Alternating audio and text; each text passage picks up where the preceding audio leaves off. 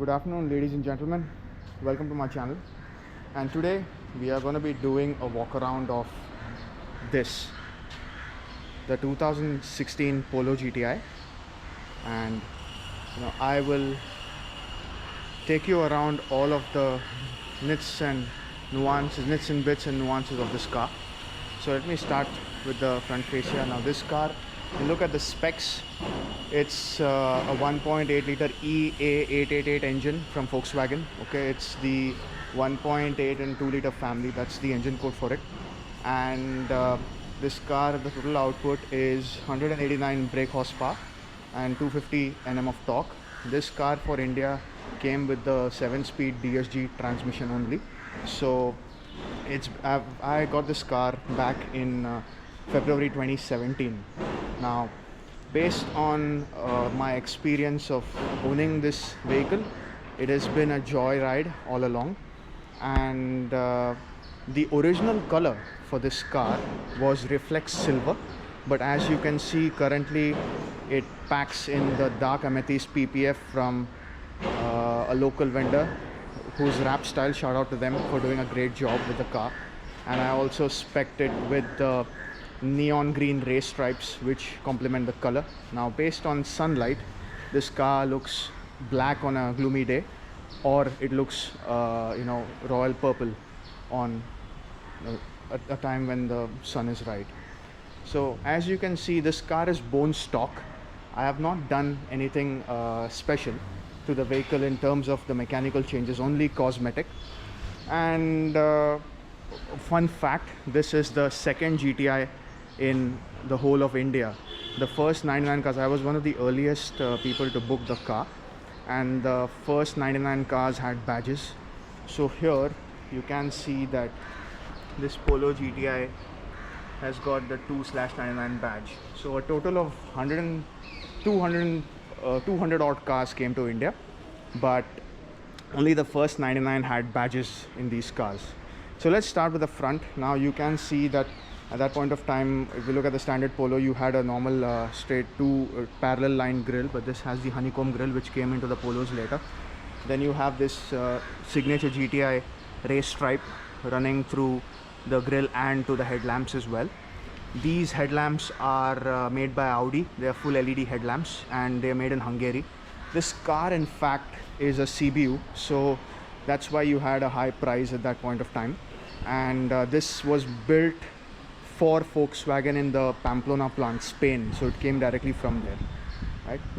Then on the side you have colored brake calipers and disc brakes all along at the front and back. The tire sizes, the original tire size is 216/45 R16. These are stock rims by Volkswagen. They're called El Salvador rims. And these are some of the stickers that I've put on the cars just for some rep, I like doing that from time to time. You have the antenna, you have the traditional antenna instead of the shark fin antenna, but it gets the job done very well, right? And if you look at the mirrors, yeah, they have turn indicators on the mirrors as well. I'll just demonstrate to you, right? Let me just go ahead and show you how the other bits of the car are in terms of the exterior. Let's open the engine bay.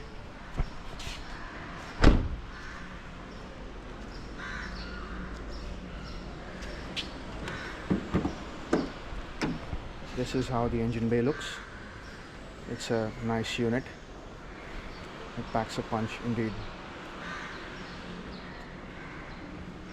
The reason why this car is so sought after now is because it's got great power to weight ratio.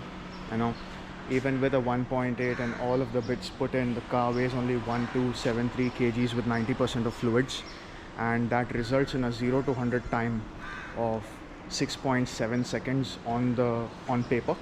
But if you were to heat the tires well and you get good tarmac and traction, then you will be able to pull in figures below 6.6. You can see how long the doors are also. and you can see because it's a PPF, the original color is still intact on the doors. It's Reflex silver.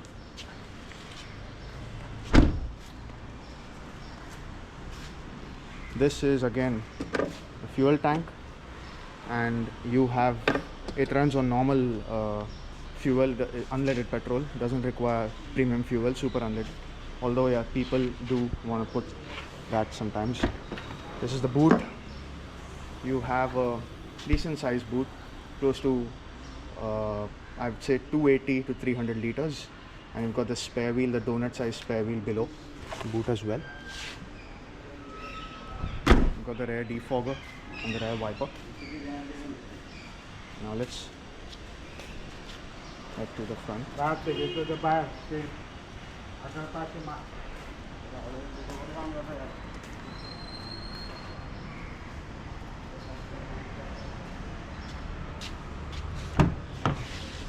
Now look at the interior. It's very nicely laid out. You have this signature GTI tartan fabric seats, okay, and since this comes with 2 doors only, you have this mechanism to ensure that people can get in the back. Ingress and egress is not that bad, and you can easily fit 4 6-foot adults in the back for a long comfortable journey. I've taken this car to Kerala and back, so it's very comfortable. You can easily drive for 10-12 hours sitting inside. Now this is again the flat bottom steering wheel, which used to be a GTI signature. You see that in many of the cars today.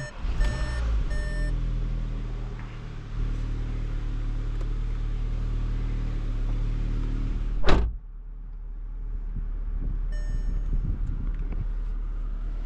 can see that the interior is nice, and it does the black headliner, it does add a charm. You have these sun visors with the mirrors as well. Okay, now this is the instrument cluster. It's analog, like I like it. Okay, now you have a lot of controls in the steering wheel as well. So this car comes with standard cruise control. It comes with a multifunction steering wheel wherein you control a lot of the driving data. You have a lap timer as well, and you have controls for the indicators and headlamps on the side, the wipers on the side, right? Also you have some other menus that you can toggle through, and this car also comes with the paddle shifters. It's a joy in sport mode.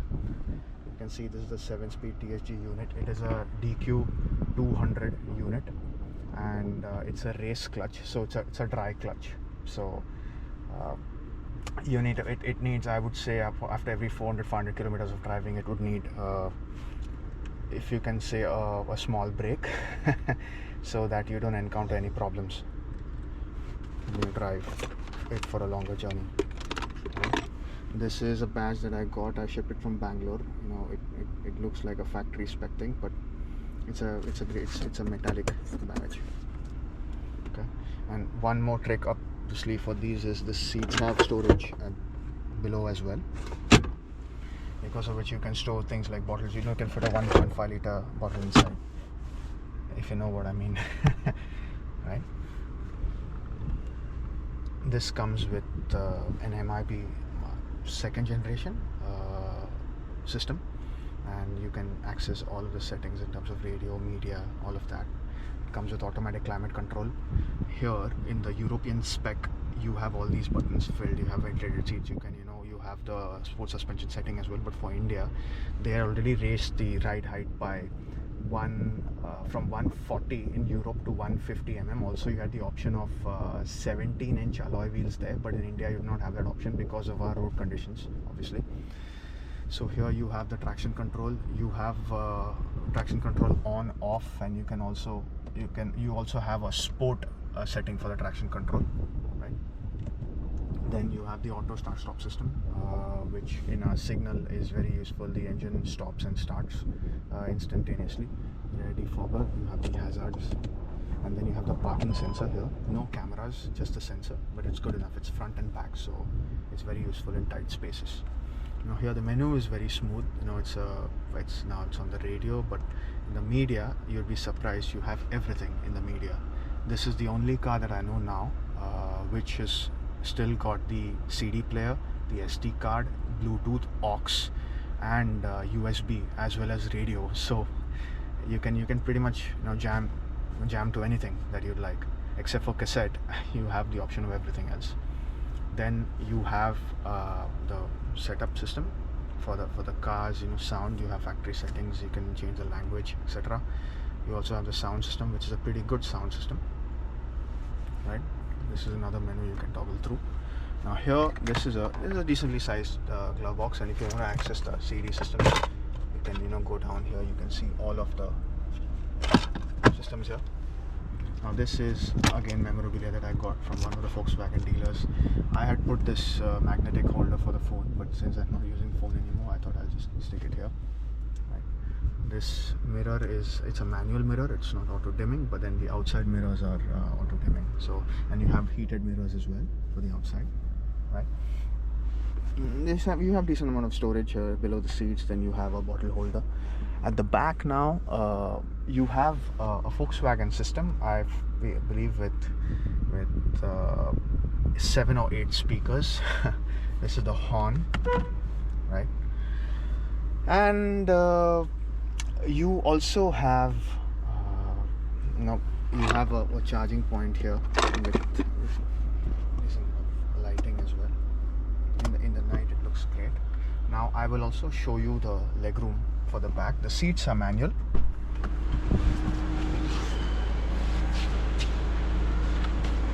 And this is in my position.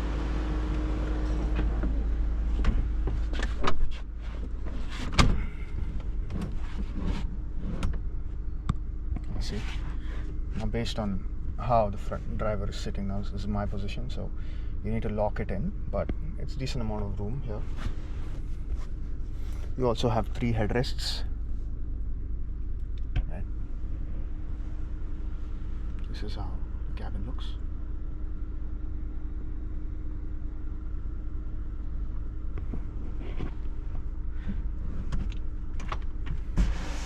Let's try getting out.